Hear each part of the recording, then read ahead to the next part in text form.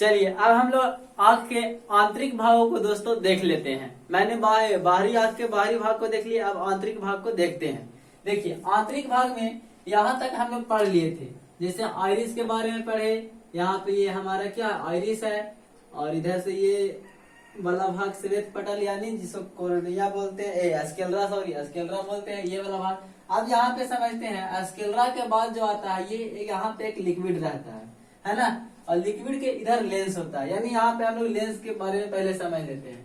देखिए लेंस जो है प्रकाश को केंद्रित करता है। क्या करता है? प्रकाश को केंद्रित। प्रकाश के केंद्रित के मतलब प्रकाश को फोकस कराता है, यानी केंद्रित के मतलब होता है फोकस। ये प्रकाश को केंद्रित करता है। लेंस जो होता है ये आंख का सर्वाधिक भाग हमारा चमकीला होता है। लेंस आंख का सर्वाधिक भाग चमकीला यानी वो लेंस होता है। अगर लेंस की अपवर्तनांक पूछा जाए तो 1.4, इसका रिफ्रैक्टिव इंडेक्स की बात किया जाए तो 1.4 होता है इसका रिफ्रैक्टिव इंडेक्स।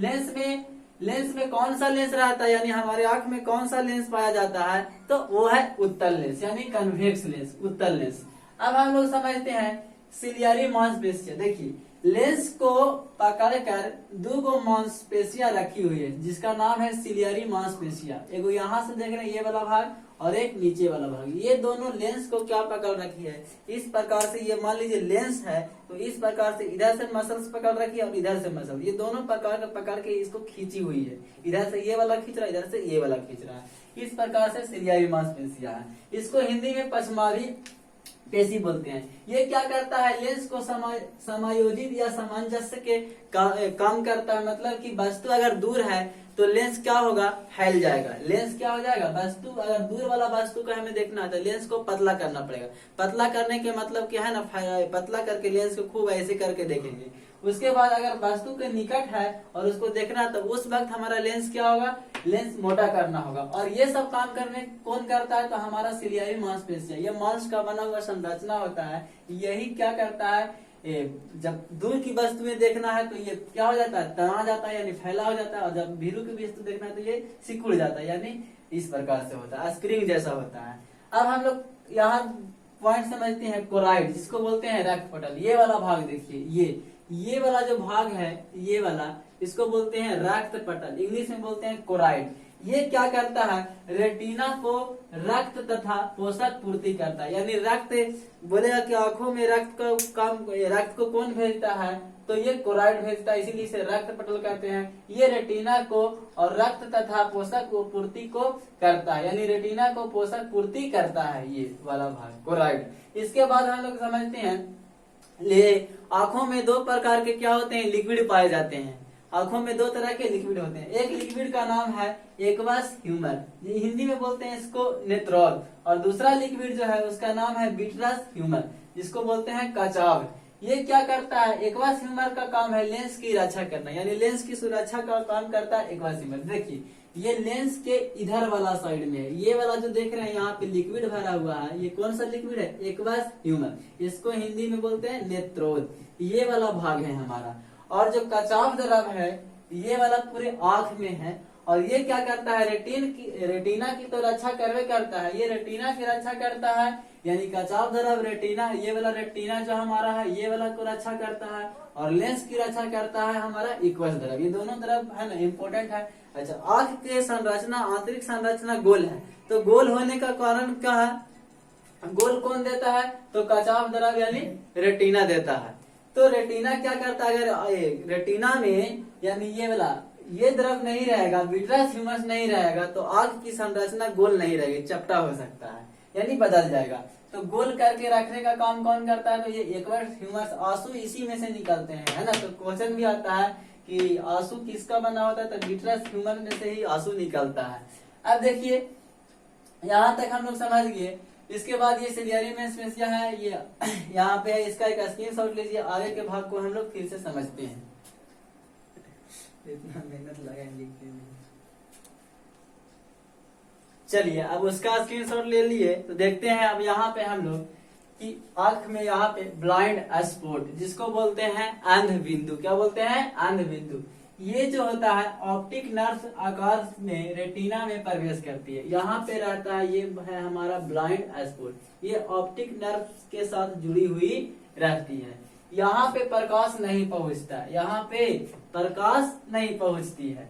दूसरा पॉइंट जो है ऑप्टिक्स नर्व, यानी ये वाला नसें, यहाँ से बहुत सारी नसें आई हुई है और ये नसें जाके हमारा ब्रेन में जुड़ा हुआ है, यानी आंखें से ये पीछे वाला भाग में से बहुत सारी नसें आके हमारा ब्रेन में जाके एंट्री ले चुका है, यानी घुसा हुआ है। तो रेटिना पर बने इमेज को ब्रेन में ले जाता है। ये ऑप्टिक्स नर्व का काम क्या है कि रेटिना पर इमेज कहाँ बनता है, रेटिना पर बनता है। तो रेटिना पर बने इमेज को ब्रेन में ले जाता है। और ऑप्टिक्स नर्व जो होते हैं ये दो प्रकार के होते हैं, एक होता है कोन यानी शंकु के आकार का, और एक होता है रोड यानी छड़ यानी बेलनाकार होता है। शंकु का आकार जो होता है यानी इस प्रकार से रहेंगे, शंकु के आकार के रूप में इस प्रकार से छड़े रहती है, इस प्रकार से रहती है प्रकार ऑप्टिक्स नर्व। तो इस प्रकार से रहेगा और एक छड़ जैसा रहेगा इस प्रकार से, तो उसको बोलते हैं रोड छड़ बेलनाकार। अब देखिए कौन क्या करता है कि ये वस्तु का रंग, यानी कौन वस्तु कैसे रंग का है, काला। जैसे ये मार्कर में देखिए यहाँ से ब्लैक भाग है, इधर से व्हाइट भाग है, तो ये कैसे पता चल रहा है हमें, तो ये जो बता रहा है ये हमारे ऑप्टिक्स नर्व, यानी जो आंख के नस होते हैं, ऑप्टिक्स नर्व होते हैं, प्रकाशिक तंतु हिंदी में बोलते हैं इसे। ये वाला भाग क्या कर रहा है, रंग को, वस्तु के रंग को बता रहा है कि ये ऐसा कलर के है, ये चीज को हमें सेंस करा रहा है।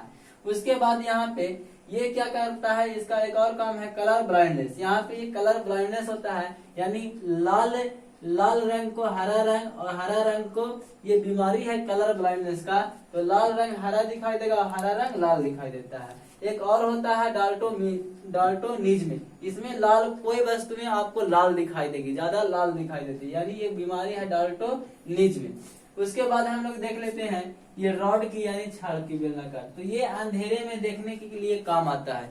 जैसे देखते हैं कि कोई व्यक्ति अंधेरा में भी देख लेता है, उतना अच्छे से तो नहीं देख पाएगा लेकिन फिर भी देख लेता है। तो जिसकी ये रॉड ज्यादा मजबूत है, रॉडे ज्यादा हैं, जिसकी ऑप्टिक्स नर्व में ये रॉड की मात्रा ज्यादा होती है, वो क्या कर लेता है, अंधेरे में देख लेता है। जैसे उल्लू को देखिए, उल्लू क्या करता है, रात को देख लेता है, यानी अंधेरे में वो अच्छा खासा देख लेता है। तो उसके अंदर का जो रॉड छड़ जो है वो क्या करता है, अधिक है। ये रतौंधी इसी के कमी से होता है, यानी रॉड छड़ के कमी से जब हमारे ऑप्टिक्स से ये विटामिन ए जब कम जाती है तो हमारे आंखों में रतौंधी नाम का एक बीमारी हो जाता है, रोग हो जाता है, जिसको विटामिन ए के कमी से होता है रतौंधी। इसके बाद एक इसका स्क्रीनशॉट लीजिए, आगे के पार्ट को हम लोग समझते हैं। चलिए अब हम लोग समझ लेते हैं रेटिना के बारे में और फिर येलो स्पॉट के बारे में और फोबिया सेंट्रियोड के बारे में। देखिए रेटिना जो है ये हमारे आंख में पर्दे का सामान है। जैसे प्रोजेक्टर जब चलाते हैं तो पर्दा अच्छा नहीं रहेगा, आपका लाख महंगा प्रोजेक्टर हो, लेकिन पर्दा जब अच्छा नहीं रहेगा तो आपका इमेज बढ़िया नहीं बनेगा। उसी प्रकार से हमारे आंख में भी अगर रेटिना स्वच्छ या अच्छा नहीं रहेगा तो इमेज अच्छा नहीं बनेगा, क्योंकि इमेज कहाँ बनता है, रेटिना पर, यानी हिंदी में इसको बोलते हैं दृष्टि पटल पर बनता है। देखिए रेटिना हमारे आंख में क्या करता है, स्किन यानी पर्दा का काम करता है। इसमें जो इमेज बनता है रेटिना पर वो वास्तविक इमेज बनता है। वास्तविक इमेज फिजिक्स के टॉपिक में हम लोग लेसन प्रकाश के परावर्तन अपवर्तन में पढ़ेंगे।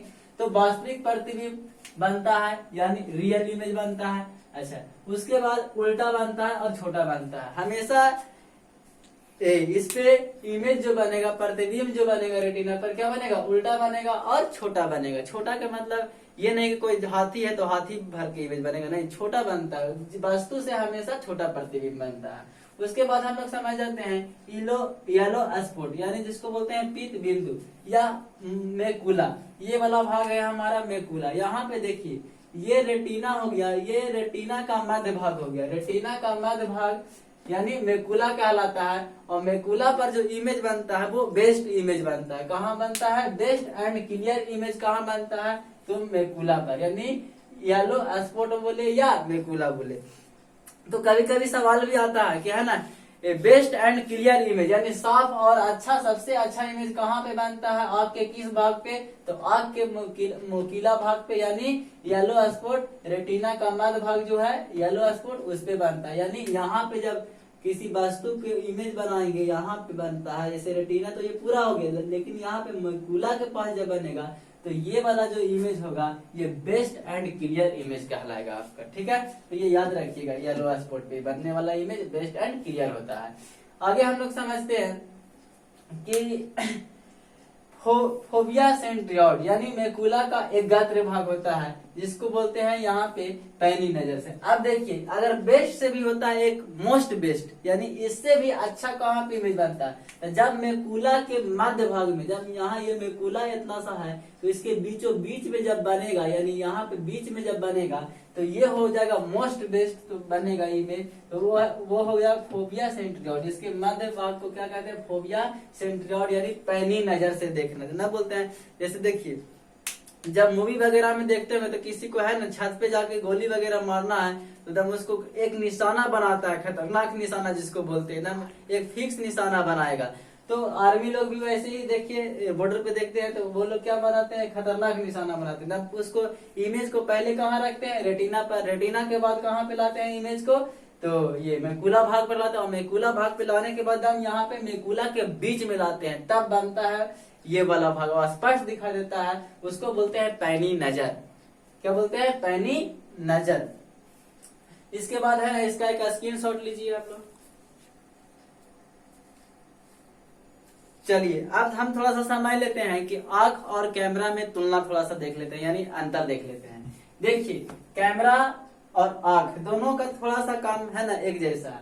अब कैमरा में जो काम फिल्म यानी रील जो करता है, जैसे देखिए पहले का कैमरा में क्या होता था, रील होता था, यानी वो जब भी फोटो खींचता था वहां जाके कहाँ बनता था, रील पर बनता था, यानी उसका एक नेगेटिव निकलता था। लेकिन अब क्या है, अब एक इंटरनल आ गया तो उसी में जाके स्टोरेज हो जाता है। उसके जगह पे अगर कैमरा में ये रील काम करता है फोटो खींचने में, तो आंख में कौन सा भाग करता है, तो आंख का रेटिना भाग क्या करता है, रील के समान यहाँ पे आंख में काम करता है। उसी प्रकार से डायफ्राम, कैमरा में डायफ्राम रहता, लगा हुआ रहता है, आप देख लीजिएगा कैमरा में, तो डायफ्राम हम डाल देंगे इमेज, आप समझ जाइएगा। तो डायफ्राम ये हमारा आंख, डायफ्राम का काम करता है आंख में, तो आइरिस करता है। उसी प्रकार से अपर्चर कैमरा का होता है एक इस प्रकार से, तो अपर्चर का काम कौन करता है, पुतली कर देता है। हमारे आंख में अपर्चर का काम कौन करता है, पुतली।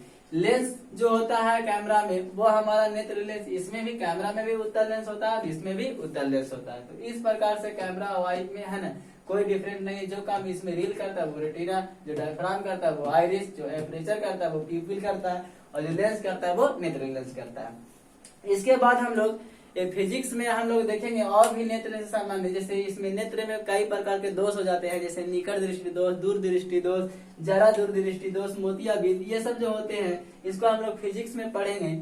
और कलरफुल वो वाला रंग बिरंगे संसार वाला चैप्टर में हम लोग पढ़ेंगे दोस्तों। तो इसका एक स्क्रीनशॉट लीजिए, मिलते हैं अगले वीडियो में। जय हिंद।